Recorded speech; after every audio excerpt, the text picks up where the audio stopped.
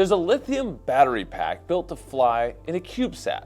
It stores 100 watt hours. It pushes up to 160 watts of power. And the frame that holds the whole thing together used to be machined out of a solid block of aerospace grade plastic. Now it's 3D printed. It's the same material with a different process. And the reason that it's even plastic at all, not aluminum or titanium, comes down to one number: $7,000.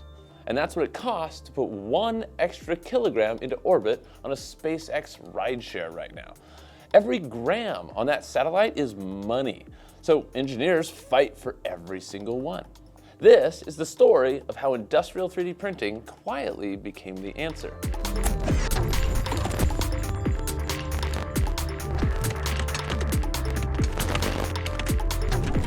Now, quick definition because the whole story hangs on it. A CubeSat is a small satellite built in standard units. One unit is about a 4-inch cube and you stack them. A 3U is about 3 of those, roughly the size of a loaf of bread, and the whole thing might weigh 3 to 5 kilograms total. That's it. That's your entire spacecraft. The power, the computer, radio, sensors, the structure, all of it in a box that you can hold in 2 hands. So space in there is brutal. Not the vacuum of space, but the actual room inside the box. NASA put it bluntly in their 2024 Small Spacecraft State-of-the-Art report. At this size, every structural part has to do more than one job. A bracket can't just be a bracket. It's a bracket and a mount and a heat path and a cable guide all at once. And that's exactly the kind of part that is miserable to machine and totally natural to 3D print. Now, back to that $7,000. A rideshare slot to Sun-Synchronous orbit, the pole-to-pole path that most Earth imaging CubeSats want, runs about $350,000 for up to 50 kilograms. If you go over, it's roughly $7,000 for every extra kilo. Now, just a few years ago, that was $5,000.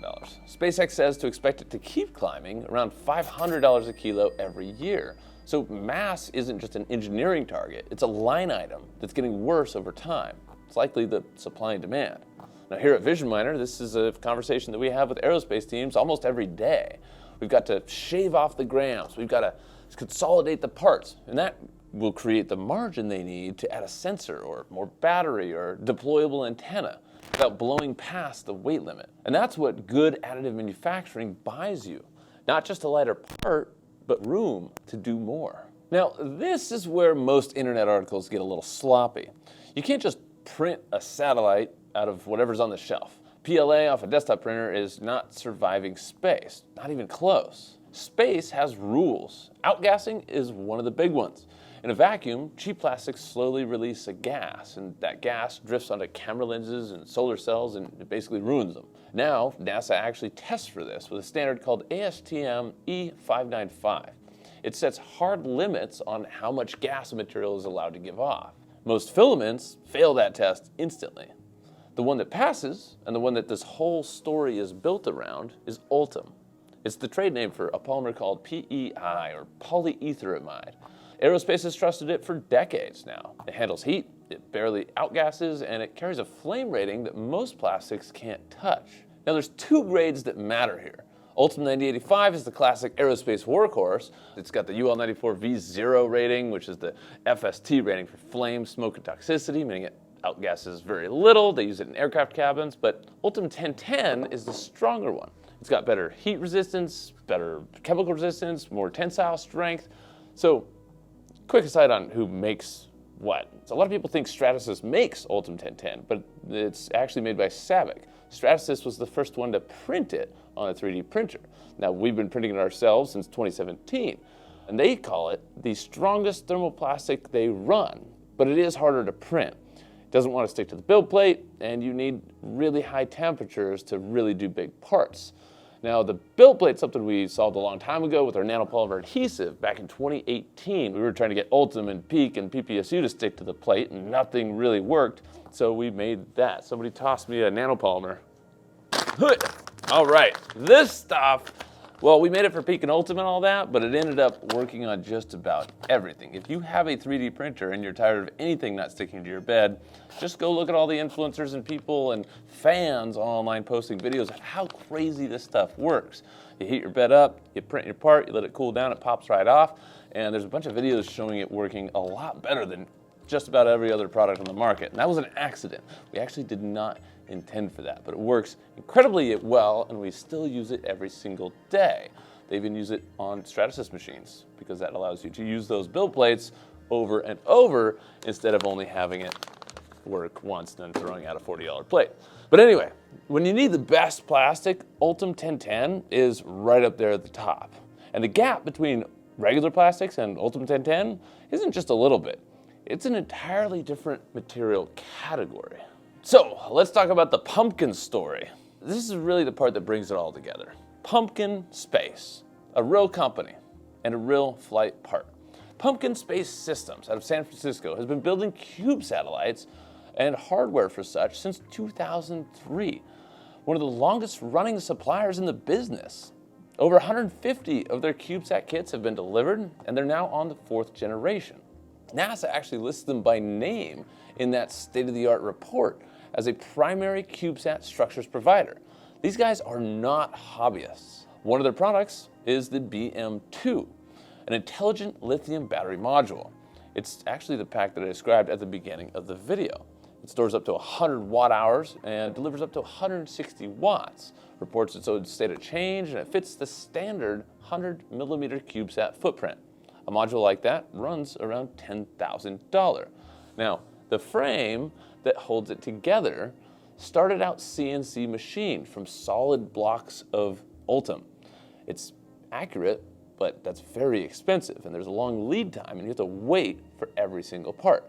So we helped Pumpkin Space make the switch to 3D printed ULTEM 1010. Now this is the same material that the machinists were carving away.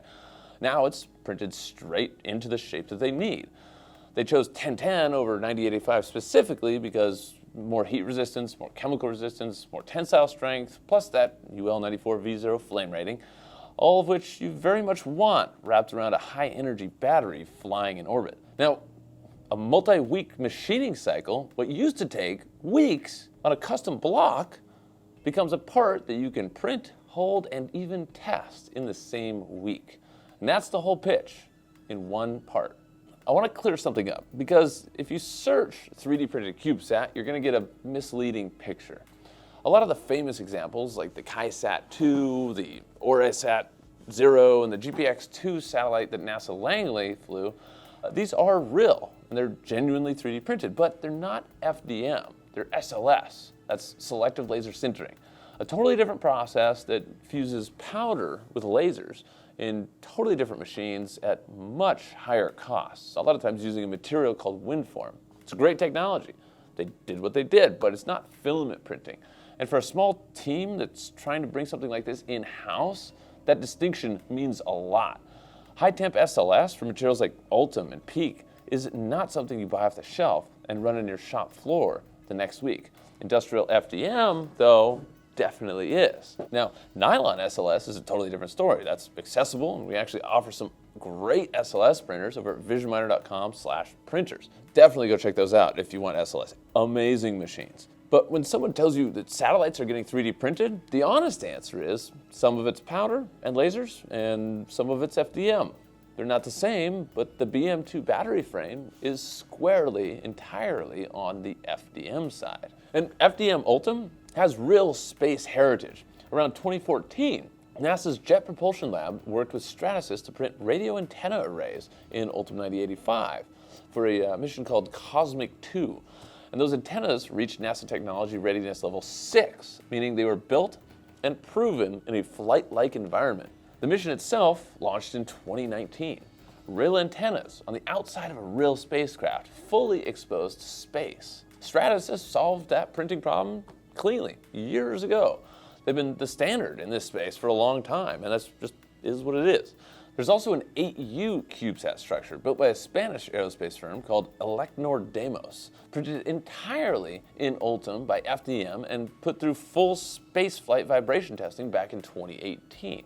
So this isn't theoretical.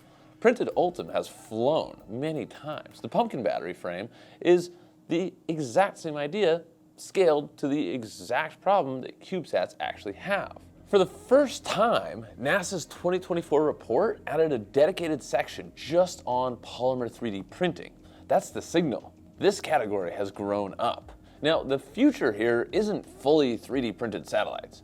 Aluminum definitely still has its place, and there's still limits to FDM. Printed parts behave differently along the toolpath and the build directions. Polymer threads can be weak, and grounding a plastic frame takes a lot of extra thought. Good engineering means using this where it earns its place. Battery housings, antenna mounts, brackets, optical bench supports, thermal standoffs, and deployable structures. And that is where industrial FDM is really winning. Right now, on orbit, in space, it's happening. So, that battery pack. 100 watt-hours flying in a box that you can hold in 2 hands. And the frame around it is a 3D printed engineering polymer, because somebody did the math at 7,000 a kilo and printed plastic, just 1. And that is where the technology actually is.